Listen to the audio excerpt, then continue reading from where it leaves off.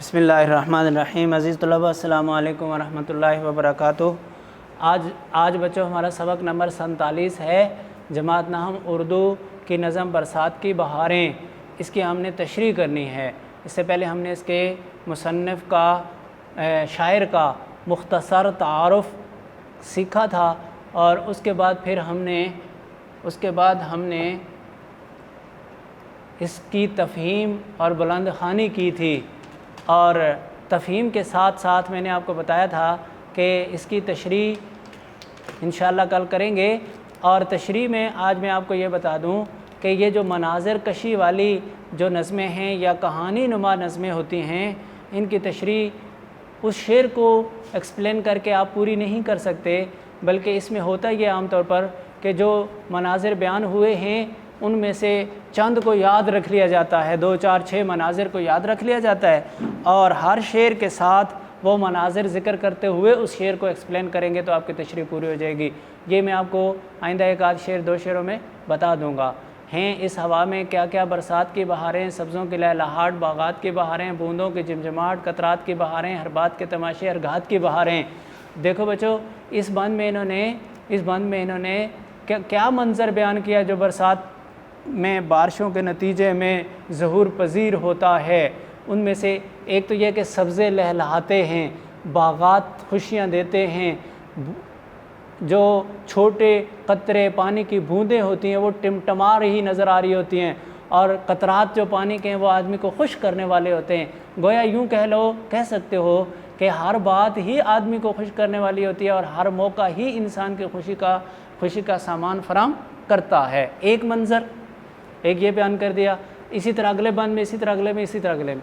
تو آپ نے اگر ویسے نہیں تو ہر بند کی 1 2 بڑی باتیں، کم از کم ایک جو اس کی بڑی بات ہے وہ آپ نے یاد رکھنی ہے۔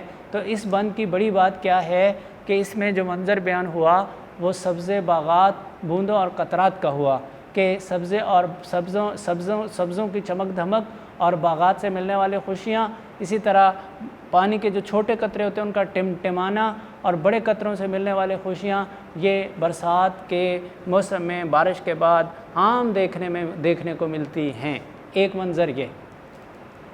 اس کے بعد کیا کیا مچی ہے یارو برسات کی بہاریں، یہ میں نے آپ کو بتایا ٹیپ کا مصرع ہے، اور اس میں وہ کہہ رہا ہے کہ دوستو کیا تمہیں بتاؤں کہ برسات ہمارے لیے کیسی کیسی خوشیاں لے کر آتا ہے۔ اب دوسرا بند ہے، بادل ہوا کے اوپر ہو مست چھا رہے ہیں، جھڑیوں کی مستیوں سے دھومیں مچا رہے ہیں، پڑتے ہیں پانی ہر جا جل تھل بنا رہے ہیں، گلزار بھیگتے ہیں سبزے نہا رہے ہیں۔ بادل ہوا کے اوپر ہو مست چھا رہے ہیں۔ آپ کو پتہ ہے کہ جو بادل پانی والے ہوتے ہیں، جب وہ بادل چھاتے ہیں تو یوں لگتا ہے جیسے ان کے اندر خوب مستی ہو، ان کی جو کیفیت ہوتی ہے وہ انسان کو متاثر کرتی ہے، اور واقع میں یوں لگتا ہے جیسے مستی ہے ان کے اندر، وہ پانی ان کو مست دکھا رہا ہوتا ہے۔ تو اسی کو کہہ رہے ہیں کہ برسات کے موسم کے جو بادل ہوتے ہیں وہ مستی سے ہوا پہ چھاتے ہیں اور جھڑیوں کی مستیوں سے دھومیں مچاتے ہیں۔ اب ایک بادل وہ ہے جس نے ابھی بارش برسانی ہے اور پھر وہ چلا جائے گا، اس میں کتنا پانی ہوگا، اور ایک بادل ہے جس نے 1 ہفتے کی بارش برسانی ہے، اس میں کتنا پانی ہوگا۔ اور جھڑی کہتے ہیں لمبی بارش کو، جو 2 4 6 دن کی ہو، تو کہتے ہیں کہ وہ جو جھڑیوں کے بادل ہونے کی وجہ سے نا ان کے اندر مستی اور زیادہ ہوتی ہے، اور وہ خوب گرج چمک رہے ہوتے ہیں، دھومیں مچا رہے ہوتے ہیں، خوب گرج چمک رہے ہوتے ہیں۔ اب ایک بادل نے 1 ہفتہ تک پانی برسانا ہے تو اس کے اندر کتنا پانی ہوگا، اور وہ جب بادل آپس میں ٹکرائیں گے تو ان کے اندر کس طرح گرج اور چمک کتنی پیدا ہوگی، اس کا کہتے ہیں اندازہ ہم لگا سکتے ہیں، اور اسی کو بتا رہے ہیں شاعر کہ برسات کے موسم میں جو بادل آتے ہیں ان کی یہی کیفیت ہوتی ہے۔ اب کہتے ہیں کہ وہ بادل اتنے برستے ہیں کہ ہر جگہ پانی برسا دیتے ہیں، ہر جگہ پانی کر دیتے ہیں، جل تھل بنا رہے ہوتے ہیں، ہر جگہ کو بھر دیتے ہیں پانی سے۔ آپ دیکھتے ہیں کہ جہاں کہیں کوئی پارک گہری ہے، کوئی گراؤنڈ گہرا ہے، کوئی جگہ گہری ہے، وہاں پانی اتنا بھرتا ہے کہ وہ اونچی جگہوں کے بالکل برابر لگتا ہے، تو یہ ہے جل تھل بنانا۔ تو کہتے ہیں برسات میں ایسا ہی ہوتا ہے۔ اور گلزار بھیگتے ہیں سبزے نہا رہے ہیں، باغات کے بھیگنے سے مراد باغات کا سیراب ہونا، جس باغ کو کبھی بھی پانی اتنا نہ ملا ہو کہ وہ خوب سیراب ہو چکا ہو، وہ باغ برسات کے موسم میں ہونے والی بارش سے خوب سیراب ہو جاتا ہے اور سبزے دھل جاتے ہیں۔ سبزوں کے نہانے سے مراد کیا ہے؟ سبزوں کا دھل جانا، کیونکہ اگر موسم خشک ہو تو یہ جو سبز پتے ہوتے ہیں درختوں کے یا گھاس کے یا جڑی بوٹیوں کے یا جھاڑیوں کے، ان کے اوپر مٹی پڑ جاتی ہے اور ان کا سبزہ ماند پڑ جاتا ہے۔ لیکن جب بارش خوب ہو تو یہ بالکل دھل جائیں تو پھر ان کے سبزہ اور اس کی تابانی دیکھنے کو آدمی کو خوش کرتی ہے۔ اس کو سبزے کے نہانے سے تعبیر کیا۔ تو باغات خوب سیراب ہوتے ہیں اور سبزہ دھل جاتا ہے۔ تو دوسرے بند میں کیا منظر پیش کیا بھائی بچوں؟ بادلوں کا اور سبزے کا، بادلوں کا، پانی اور سبزے کا۔ بادل خوب مستی سے، خوب گرج چمک کے ساتھ چھاتے ہیں اور پانی، ہر جگہ پانی ہی پانی ہوتا ہے اور باغات خوب سیراب ہوتے ہیں اور سبزہ خوب دھلتا ہے۔ یہ دوسرا منظر بیان کیا۔ کیا کیا مچی ہیں یارو برسات کی بہاریں، ہر جا بچھا رہا ہے سبزہ ہرے بچھونے، قدرت کے بچھ رہے ہیں ہر جا ہرے بچھونے، جنگلوں میں ہو رہے ہیں پیدا ہرے بچھونے، بچھوا دیے حق نے کیا کیا ہرے بچھونے۔ اس تیسرے بند میں ہریالی کا منظر بیان ہو رہا ہے، ہریالی کا منظر۔ وہ کہتے ہیں کہ ہر جگہ پر سبزہ ہی سبزہ آپ کو نظر آئے گا، یوں لگتا ہے جیسے سبز بچھونا بچھا دیا گیا ہو۔ سبز بچھونا یعنی کوئی جگہ بھی ایسی نہیں نظر آتی کہ وہاں پہ سبزہ نہ ہو، حتیٰ کہ اگر اینٹوں کا راستہ بنا ہو، اینٹوں کی سولنگ لگی ہوئی ہو، اس کے اندر سے، اس کی اینٹوں کے جوڑوں سے اتنا سبزہ نکل آتا ہے کہ وہ اینٹوں کے اوپر پھر جاتا ہے اور اینٹوں کا رنگ نہیں نظر آتا، وہاں بھی سبزہ ہی نظر آ رہا ہوتا ہے۔ یہ بالکل ایسے ہی ہے جیسے سبزے کا بچھونا اور چادر بچھا دی جائے۔ قدرت کے بچھ رہے ہیں ہر جا ہرے بچھونے، اللہ تعالیٰ قدرت سے مراد اللہ تعالیٰ کے بچھونے بچھ رہے ہیں۔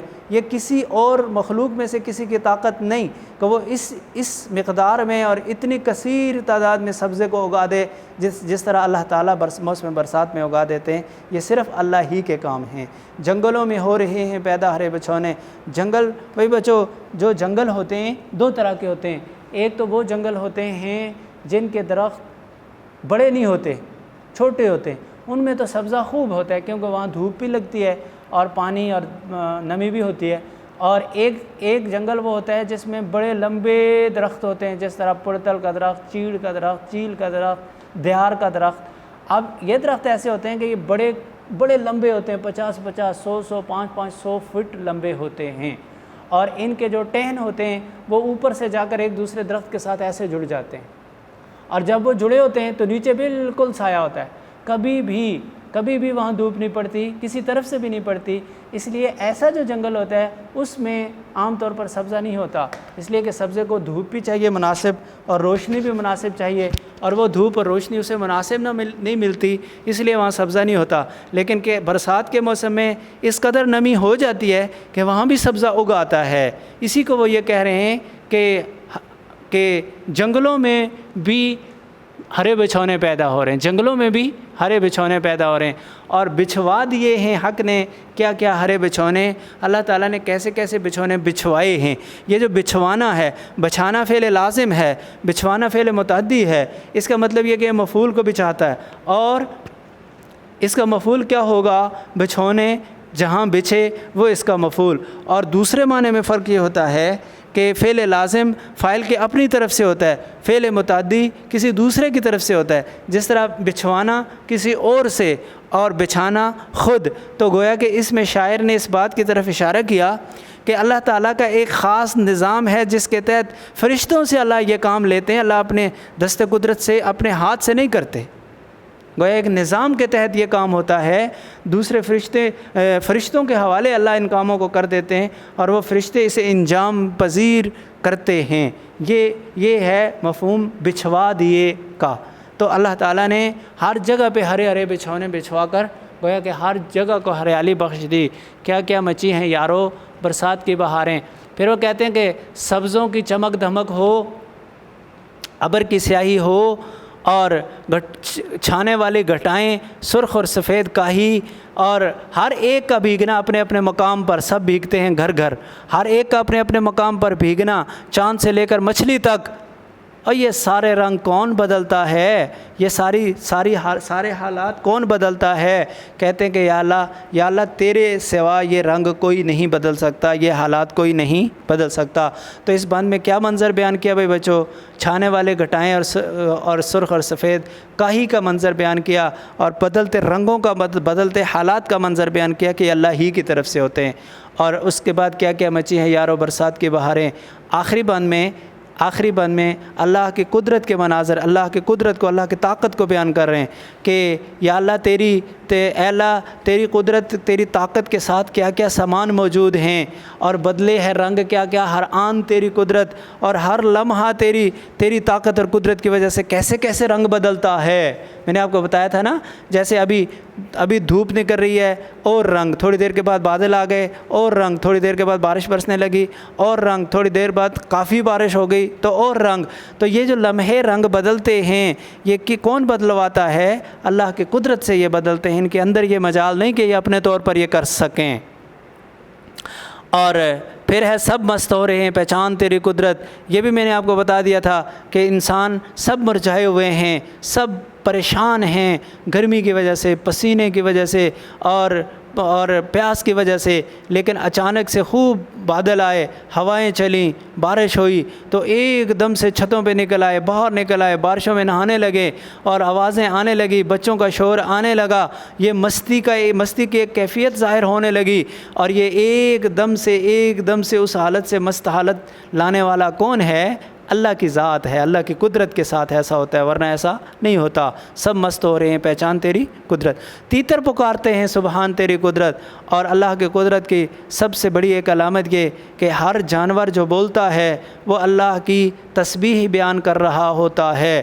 جس طرح دیکھو انسان کے علاوہ تمام مخلوقات اللہ کی عبادت میں لگی ہوئی ہیں۔ درخت ہر وقت قیام کی عبادت کر رہے ہوتے ہیں، ہر وقت قیام کی، چوپائے ہر وقت رکوع کی عبادت کر رہے ہوتے ہیں، اور جو رینگنے والے جو کیڑے مکوڑے اور جاندار ہوتے ہیں وہ ہر وقت سجدے کی کیفیت اور سجدے کی عبادت بجا لا رہے ہوتے ہیں، اور زبان سے بھی جو کوئی کہہ رہا ہوتا ہے وہ اللہ کی تسبیح ہوتی ہے۔ جس طرح مثال کے طور پر تیتر یہ گٹر غوں کرتا ہے، گٹر غوں نہیں کرتا، یہ کہتا ہے سبحان تیری قدرت، سبحان تیری قدرت، سبحان تیری قدرت۔ اسی طرح ہر جانور اللہ کی تسبیح بیان کر رہا ہوتا ہے، ہمیں سمجھ میں آئے یا نہ آئے۔ تو اس شعر میں اللہ کی قدرت کے منظر کو بیان کر دیا، کیا کیا مچی ہیں یارو برسات کی بہاریں۔ اچھا بچوں، اب مثلاً آپ کو شعر آ جاتا ہے سبزوں کی لہلہاٹ کچھ ابر کی سیاہی اور چھا رہی گھٹائیں سرخ اور سفید کاہی، تو اس کو آپ ایکسپلین کیسے کرو گے کہ میر ببر علی انیس برسات کے مناظر کو بیان کرتے ہوئے ایک منظر سبزے کے منظر کو بیان کر رہا ہے کہ سبزے کی چمک دھمک اور بادلوں کی جو سیاہی ہے یہ، اور چھانے والی گھٹائیں اور سرخ اور سفید کاہی یہ سب کچھ یہ رنگ یا اللہ تیرے سوا کوئی بدلا نہیں سکتا، ان سب کے یہ ساری کیفیتیں تیرے سوا کوئی پیدا نہیں کر سکتا۔ اب اگر اس کو آپ نے ایکسپلین کرنا ہے شعر کو، تو پھر بچو یہ دیکھو سبزوں کی لہلہاہٹ یہ ہے تشریح طلب، ابر کی سیاہی ہے، پھر سفید اور سرخ کائی ہے، 3 چیزیں ہیں۔ اچھا بھائی بچوں، سبزوں کی چمک دھمک کیسی ہوتی ہے؟ اگر سبز پتوں پہ، سبز گھاس پہ اگر پڑی ہو دھول، مٹی، گھٹا، تو وہ بالکل چھپے ہوتے ہیں، ان میں کوئی چمک دھمک نہیں ہوتی، لیکن اگر وہ بارش کی وجہ سے دھلتے ہیں تو پھر ان کی جو تابانی ہوتی ہے اور وہ جو آنکھوں کو فرحت بخشنے والی سبزی ہوتی ہے وہ ظاہر ہوتی ہے۔ یہ والا منظر وہ بیان کرنا چاہتا ہے۔ اسی طرح بادل جو ہوتے ہیں، وہ جو سیاہ بادل ہو وہ پانی والا اور بارش والا بادل ہوتا ہے، اس کو دیکھ کر انسان خوش ہوتے ہیں کہ اب بارش ہوگی۔ اگر سرخ یا سفید بادل ہو تو اس کو دیکھ کر اتنی خوشی نہیں ہوتی، کیونکہ سفید بادل میں پانی برائے نام اور بہت کم ہوتا ہے، اور سرخ بادل میں پانی ہوتا ہی نہیں۔ اسی طرح سفید کاہی اور سرخ کاہی، بھائی بچو یہ جو کاہی کیا ہوتا ہے؟ جہاں پانی بارش برسنے کی وجہ سے پانی کھڑا ہو جائے یا پانی آہستہ آہستہ بہہ رہا ہو، وہاں جو پتھر ہوتے ہیں یا سخت چیزیں ہوتی ہیں ان پہ ایک تہ سی جم جاتی ہے، وہ تہ سرخ بھی ہوتی ہے، سبز بھی ہوتی ہے اور سفید بھی ہوتی ہے، اس کو کاہی کہتے ہیں۔ تو گویا وہ یہ کہہ رہے ہیں کہ دیکھیں کبھی وہی تہ دیکھیں گے آپ تو وہ سفید ہوگی اسی پانی سے جمی، وہی تہ دیکھیں گے وہ سرخ ہوگی اسی پانی سے جمی ہوئی ہے، اور وہی تہ کبھی سبز ہوگی اسی ایک بے رنگ پانی سے جمی ہوئی ہے۔ تو یہ جو کاہی کے رنگ ہیں یہ بھی یا اللہ تیرے علاوہ کوئی بنا نہیں سکتا۔ اب آپ کہیں گے کہ اسی طرح کے مناظر، دیگر مناظر بھی اس نظم میں شاعر نے بیان کیے، جس طرح آخری بند میں اللہ کی قدرت کے منظر کو بیان کر دیں، اور اس بند سے پہلے بند میں آپ ہریالی کے مناظر کو بیان کر لیں، اور اس کے بعد اس سے پہلے آپ بادل اور جھڑیوں والے بادل اور خوب برسنے اور گرجنے چمکنے والے بادلوں کا منظر بیان کر دیں، اور اس سے پہلے آپ سبزوں کی اور پانی کے قطرات اور بوندوں کی چمک دھمک اور خوشیاں دینے والی کیفیت کے منظر کو بیان کر دیں گے تو آپ کے شعر کی تشریح پوری ہو جائے گی۔ اس طرح سے آپ نے ایک پیج، ایک صفحہ اپنی جوابی کاپی کا آپ نے شعر کی تشریح کا پورا کرنا ہے۔ اوپر خوبصورت کر کے شعر لکھیں، نیچے 10-12 لائنوں میں اپنی تشریح لکھیں، اس سے نیچے ریفرنس کا شعر آخر میں لکھ دیں۔ ریفرنس کا شعر بچوں آپ خود تلاش کر کے اور منتخب کر کے لکھیں گے اور رکھیں گے، اس لیے کہ وہی آپ کو یاد بھی رہے گا جو آپ نے خود تلاش کیا ہوا ہوگا، اور وہی آپ لکھ بھی سکیں گے، اس لیے کہ آپ کی وہ طبیعت کے مطابق ہوگا۔ اللہ آپ کا حامی و ناصر ہو۔ والسلام علیکم ورحمۃ اللہ وبرکاتہ۔